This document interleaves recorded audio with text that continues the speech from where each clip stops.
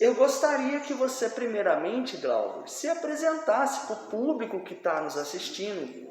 Quem é você, o que você faz na sua vida, o que você gosta de fazer nas horas vagas, enfim, o que você quiser. Bom, meu nome é Glauber Luz, eu sou... Começar pela minha formação, né? Entender um pouquinho. Eu começo minha formação na Química, né? Curso de Tecnologia em Química, depois fiz a licenciatura em Física. Depois da licenciatura em Física, atualmente estou fazendo mestrado em Engenharia de Materiais e tenho a pós-graduação em Neuropsicopedagogia, né? Eu optei por fazer a pós-graduação em Neuropsicopedagogia porque eu sou professor de educação básica e senti a necessidade, né, de entender um pouco mais como essa questão da educação inclusiva, né? Já dou aula há quase 17 anos, né? Venho de uma família de professores, então acho que está na veia, né? Minha mãe é professora, mas apesar da minha formação na ciência, em ciência da natureza, a minha paixão é ciências humanas. Sou apaixonado por filosofia, por história, por pensar, enfim, pela leitura e tal. Já falando um pouco disso, então, resumidamente assim, brevemente, o que você pensa quando a gente está falando de educação inclusiva para que o pessoal que está nos assistindo entenda? Bom, vamos lá. A educação, no meu entendimento, na minha perspectiva, né? E vou pegar desde a minha trajetória enquanto aluno, enquanto professor no início, enquanto agora professor mais experiente, enquanto alguém que quer pensar cada vez mais sobre isso. Eu entendo que ser inclusivo é algo intrínseco à educação, né? Se não é inclusivo, não é um processo educativo, né? Todo qualquer processo que se denomina inclusivo, ele tem que olhar para o indivíduo, né? Enxergar esse indivíduo nas suas potencialidades, nas suas limitações e a partir daquilo promover essa evolução, né? Então ela tem que ser inclusiva. Particularmente até acho redundante falarmos educação inclusiva, né? Porque o inclusivo tem que ser, né? É um dos pilares da educação, né? Então eu fico até de certa forma triste quando eu paro para pensar que a gente tem que se esforçar para ser inclusivo, tem que ser algo natural, né? Vou me permitir aqui contar algo pessoal. Eu sou TDAH, né? Tenho TDAH, né? Transtorno de déficit de atenção e hiperatividade. No começo da minha carreira, né, como estudante, nas séries iniciais, sofri muito, né? Porque era autolado, era taxado. E aí vieram os tratamentos, medicação, terapia, N questões, eu fui me ajustando. Só que eu tive a felicidade de ter uma família que, apesar de não compreender a questão, me apoiava, né? Então, assim, meu pai era agricultor, ele não tinha compreensão do que significava o meu transtorno, mas ele lutava para que eu tivesse um tratamento adequado. Então, assim, ele lutou para que eu tivesse condições, né? Mas eu sei que isso não é comum, infelizmente, né? O que é mais é comum é o quê? A escola rotular, a família se envergonhar muitas vezes, ou a família ficar enlutada e não saber o que fazer, né? Então, assim, o ser inclusivo, né, eu acho que tem que ser presente, né? Tem que ser a todo tempo. Volta a reforçar, né? Se não é inclusivo, não é um processo educativo. É um processo instrutivo, né? Você instrui alguém, mas a educação, entendendo que a educação é um processo transformador, é um processo que leva o ser humano a evoluir, ele tem que ser inclusivo, porque ele tem que enxergar o ser humano, né? Enxergar as suas nuances, a partir daquilo você propor técnicas, atividades, metodologias, enfim, para fazer a promoção do ser enquanto ser global. Poderia nos falar sobre a importância de ter nas instituições de ensino superior um laboratório acessível, então, para receber os alunos público-alvo da educação especial na perspectiva inclusiva? Então, é outro assunto que me deixa, né, tocado. Eu já trabalho aqui no IFE há 16 anos, né? Eu sou técnico dos laboratórios de química, laboratórios didáticos. Hoje nós temos essa estrutura um pouco melhor, né? Quando eu entrei aqui nós tínhamos um outro laboratório em condições assim bastante precárias, mas mesmo sendo em condições melhores, a gente tem um laboratório clássico, né? Você vê bancadas, você vê uma estrutura que ela atende a um certo número de pessoas, né? Atende ao que alguém disse que é normal. Por exemplo, se chega uma pessoa com alguma limitação de locomoção, não consegue entrar aqui, porque tem um degrau, né? Se ela tem, por exemplo, um problema motor, ela vai ter problemas para trabalhar, porque a gente não tem só vidraria, a gente não tem boa parte dos instrumentos em plástico, né? Então são questões que a gente pode fazer, né? E infelizmente não está na estrutura da universidade pensar isso. A universidade ela sempre instruiu dentro da caixinha. Então ela pega, né, o estudante dentro da educação básica, formata e joga para o mercado. A minha visão é que infelizmente a universidade, não só do feio, falo de todas, né, públicas e particulares, são raras as exceções que pegam, né, e dão uma formação social ao indivíduo, né?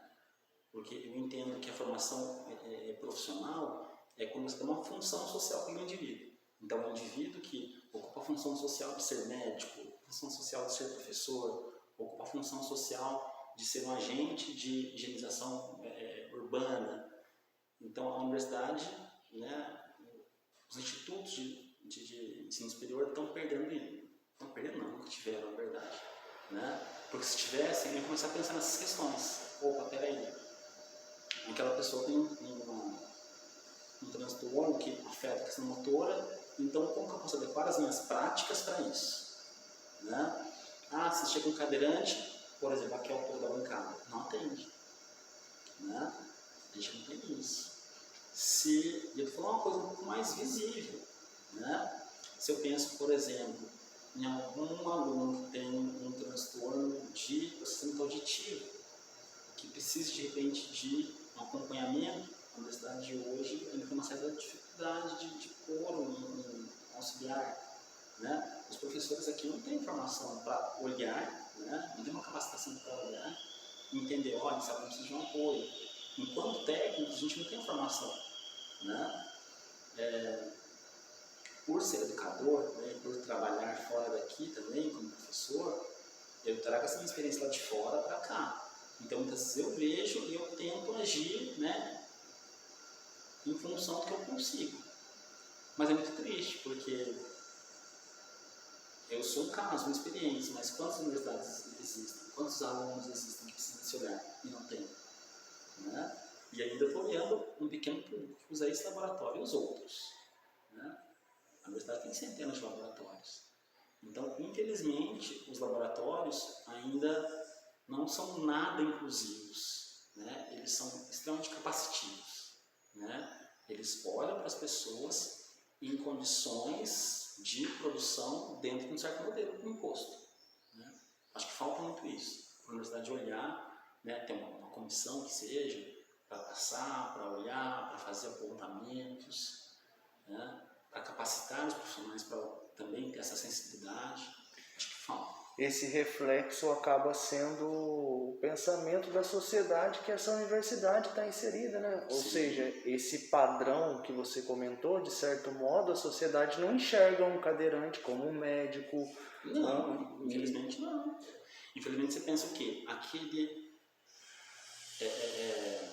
padrão, né, o ser humano bípede, que tem lá as duas perninhas bonitinhas funcionando, os dois braços funcionando, né, as duas mãos funcionando, consegue falar muito bem, consegue ouvir muito bem, consegue pensar numa velocidade mediana, né? A universidade, infelizmente, olha para esse público.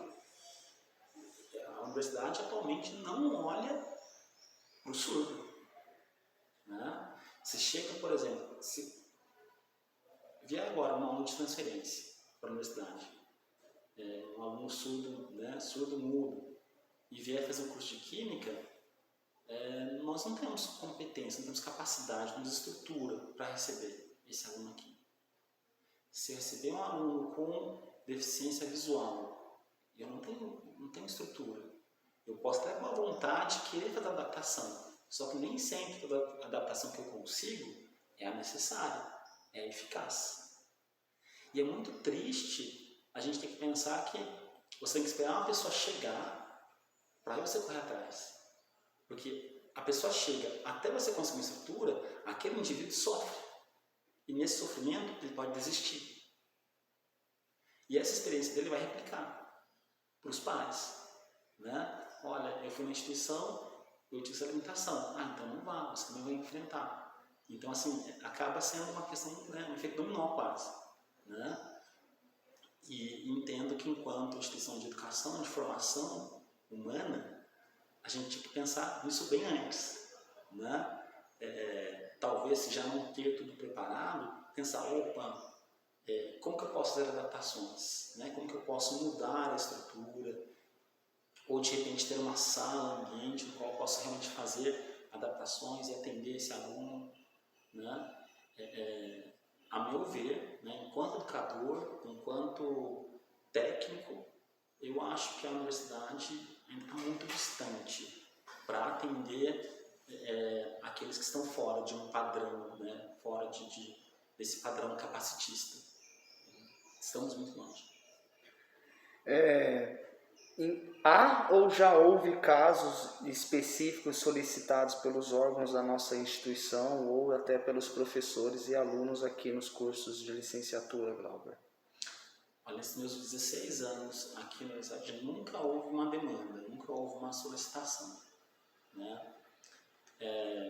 Eu cheguei a perceber alguns casos, de novo, pela minha experiência na educação básica. Aí a gente percebe, aí eu acabo conversando com o professor, com o próprio aluno, a gente tenta negociar.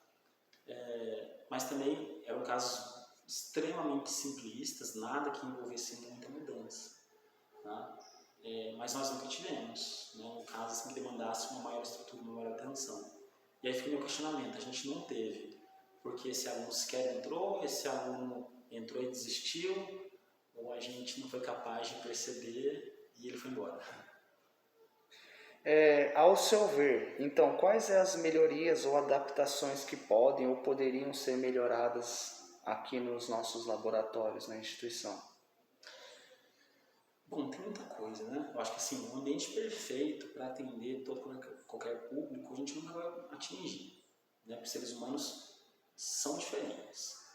Mesmo que a gente tem um público, né, apenas dentro desse modelo capacitista, a gente já enfrentaria problemas. Mas assim, o que eu acho que a gente poderia ter, né, já de imediato, né? Por exemplo, ter questão de acesso, não ter degrau. Coisa simples, porque a gente pensa na questão do cadeirante, mas tem pessoa que não usa cadeira, mas tem a limitação da locomoção. Né? A questão da altura, das bancadas, né? Ter bancadas de altura diferente, ou ter um ajuste, que seja, sei lá, um pequeno palquinho aqui para a pessoa subir, porque você vê que uma pessoa, não precisa nem ser uma pessoa com nanismo, mas uma pessoa que tem uma estatura um pouco abaixo da média, ela já sofre. Né? É uma pessoa com problema postural, vai sofrer. Então, assim, temos muita questão, né? Iluminação adequada, né? Então, tem muita coisa que a gente pode fazer, como eu te disse, né? Compra de material. Aqui a gente tem tudo em vidro, a maior parte é em vidro. Sendo que muitos dos instrumentos do laboratório a gente poderia ter em plástico, né? Para atender outros públicos. Então, existem muitas coisas que a gente pode fazer, a gente foi. Eu ficaria aqui, acho que a tarde toda te apontando. Então tem muita coisa. Agora, infelizmente, na universidade pública, por toda uma questão de estrutura, de compras, né, aquela coisa toda burocrática, acaba que até você atender tudo isso, você leva anos. Né? Porque você tem que cotar, aí tem que descrever, aí vai para o pregão, aí ninguém oferece, ou quando oferece está fora do que você quer. Então, infelizmente, a gente sofre muito com isso. Né? a gente tem, né, um pouco que demanda uma atenção, mas para você dar atenção, você tem que passar por um caminho tão longo que muitas vezes, muitos desistem de percorrer esse caminho. Então, o que faz? Já, não por maldade, mas acaba criando condições para que esse aluno de educação inclusiva, né, ou especial, acabe já saindo. Aí, você vê alguns discursos, como, por exemplo, por que esse aluno está aqui? Né? Uma universidade, é universal, todos podem estar, né? Então não tem essa de, esse não pode estar aqui, todos têm o direito de estar. Nem todos vão conseguir, porque a gente tem uma limitação de vagas, mas qualquer indivíduo pode estar e deveria estar. E a gente tem logo no começo do curso alguns discursos que você certamente ouviu quando você entrou aqui. Como que o fulano está aqui? Não, isso aqui não está no padrão, né? São falas que muitas vezes já fazem com que quem vai precisar de uma atenção mais à frente já desista. Isso a gente está falando do macro. Eu senti, por exemplo, dificuldade na pesquisa, que é uma coisa mais a fundo. Eu entendo, ao meu ver, que os docentes não dão muita bola para esse assunto aqui dentro, porque eu convidei toda a comunidade e 14% resolveu participar da pesquisa. E revela algumas coisas, que é o que você está comentando. Sim. Poderia, a partir dos seus conhecimentos, comentar se a metodologia inclusiva atualmente acontece de maneira sistematizada? E se poderia também citar algum exemplo? Definitivamente não temos metodologia que atenda qualquer outra necessidade que não seja capacitista. Não temos. Eu sou bem franco. Em todos os laboratórios. Inclusive que nós temos, infelizmente, são roteiros bastante clássicos que talvez sequer atendam, não vou dizer que são todas as disciplinas, óbvio, nem todo, né? Se você pega uma disciplina, ela toda, às vezes um ponto ou outro foge, como disse, não tem nada perfeito. Mas a gente, inclusive, tem procedimentos que sequer talvez atendam um pouco, né? Que está dentro desse modelo capacitista, né? Mas, assim, práticas, adequações, não temos nenhum, infelizmente. É com pesar que eu te digo isso. Então, esse material didático que é utilizado na instituição de ensino, seja aqui na nossa instituição, e se você também quiser trazer um exemplo da instituição que você dá aula fora da Unifei, esse material, ele é adaptado a essas atividades? Então, pelo jeito, não. Os professores recebem alguma formação a fim de que seja possível realizar essa adequação desse material para que o aluno com deficiência consiga ter acesso a esse material? Olha, se há oferta de capacitação dos professores, talvez nem eles estejam sabendo. Né? Ou talvez eles não procurem saber, porque a minha experiência diz que tem alguns poucos que se preocupam, que têm esse olhar, né, que, fico preocupado com fulano, que tem essa sensibilidade, né, de olhar para o outro, mas infelizmente na questão da formação nós não temos, né, pelo menos eu desconheço, não vou dizer não ter, talvez seja muito forte, mas eu desconheço qualquer iniciativa, né, que venha a agregar, né, nesse aspecto. Mas essa questão é muito complexa, Marcelo, porque assim, você pensar, então os professores também, não sei se o termo, mas são maldosos, então são indiferentes, são indiferentes à questão? Sim e não. Sim, a ponto, né, de, talvez não se preocupam, mas ao mesmo tempo eu diria que não são indiferentes porque talvez também não foram educados para olhar o outro, né? Você é muito mais novo que eu, mas a minha geração, as gerações anteriores, a gente foi formado para produzir. A gente não foi formado para olhar o outro. A gente não foi formado para caminhar junto. A gente foi formado para produzir. Eu tenho que produzir. Eu produzo. né? Eu chego. Eu não tenho essa de, opa, pera, deixa eu ajudar o meu colega a produzir também. Ou vamos produzir juntos, né? Então, muitos professores aqui, não só aqui, como em todos os lugares, sequer recebem essa formação por olhar, né? Então, isso é muito triste também. Talvez essa seja o pior problema.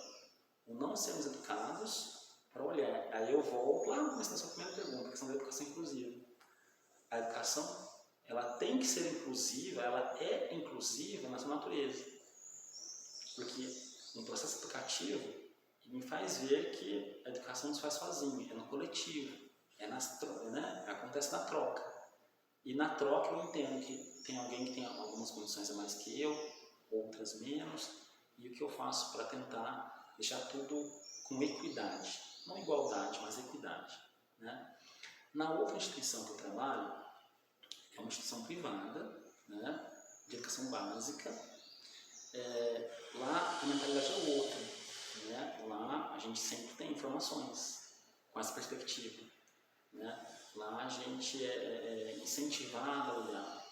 Lá a gente tem uma coordenação pedagógica por segmento, né? E tem um assistente de coordenação por segmento, justamente para facilitar esse olhar, né? Então a gente tem essa questão, né, do, opa, peraí, o professor leva para a coordenação tenta pensar, a gente tem uma assessoria, né? Então assim, é perfeito? Não, não é, nunca será, nunca será. Mas assim, eu acho que a educação básica, nessa questão da inclusão, ela tem muito a ensinar a educação superior, né? Os professores de educação básica, a meu ver, né, como eu trabalho nos dois ambientes, eu vejo que os professores de educação básica, mesmo quando não são tão capacitados para atuar nesse assunto, nessa questão, eles têm essa sensibilidade do olhar. Na educação superior, talvez pela questão do competição, mercado de trabalho, formar, ser curso top e tal, você perde esse olhar de coletivo e pensa sempre no seu resultado. Então, acho que nesse aspecto a educação superior tem muito a aprender com a educação básica, né? E entendo, né, acho, aliás, que quando a educação, seja na educação básica, seja na educação superior, ela trazer na sua gênese, né, ter como seu pilar a questão da inclusão, e quando eu não precisar falar da educação inclusiva, eu apenas falar da educação e a inclusão já estará, né, ali dentro, a gente vai ter um outro sistema educacional. A gente vai ter uma outra sociedade. Uma sociedade que vai ter mais essa sensibilidade do olhar para o outro, né? E já prever, né? Prever que, opa, peraí, essa bancada aqui, eu consigo trabalhar. Não, mas talvez fulano não. Porque a gente pensa, uma pessoa com cadeira de rodas, né? Ou um pouco mais baixa, mas uma pessoa muito alta também, né? Vai se atrapalhar. Então, assim, quando a gente tiver realmente uma educação plena, a questão da inclusão vai ser muito mais natural e a gente vai conseguir pensar, né, no nosso ambiente, os procedimentos, os materiais, realmente de forma inclusiva, né? Você poderia falar então quais são os desafios do futuro para a educação inclusiva no ensino de ciências e no ensino de matemática, Glauber? Bom, no ensino de ciências e de matemática, vou ser bem bastante específico, né? Como eu disse, eu tenho formação em ciências, mas sou apaixonado por ciências humanas. Eu acho que quando a gente olhar, é uma coisa que eu tento fazer, se eu consigo, aí já outro departamento, mas eu me esforço para. Acho que a gente tem que tentar olhar para a ciência enquanto empreendimento humano, ou seja, entender que a cultura, né? E sabendo que a cultura quer dizer que eu tenho que olhar para o ser humano e atender as necessidades dele, né? E